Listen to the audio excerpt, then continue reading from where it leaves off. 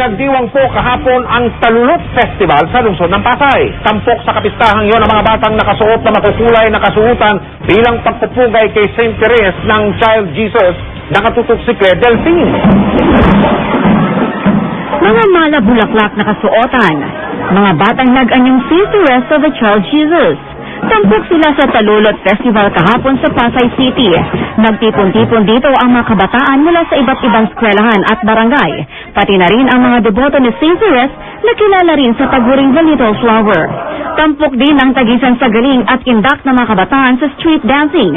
Dito na rin nila ibinida ang makukulay at creative nilang costumes.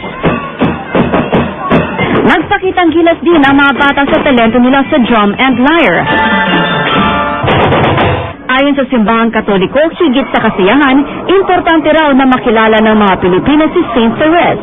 Sa maikling buhay raw kasi nito na 26 na taon, na ipakita niya ang kalagahan ng pagmalasakit sa kapwa. Times, hindi natin nakita ang meaning, kahulugan ng ating kahirapan.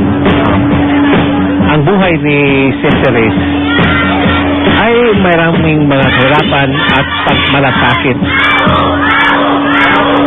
Ang nakaiba sa atin at sa kay St. Therese ay nakakita siya ng kahulugan sa kanyang pagmalasakit. It's a good reminder for us to start rethinking about the way we live our lives. And maybe it's about time we also think about all those less fortunate people.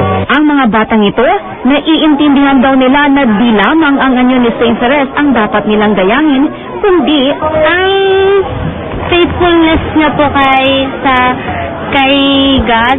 Kailangan natin maging katulad niya para mapalapit tayo unti-unti sa Panginoon. Claire Delphine, nakatutok 24 oras.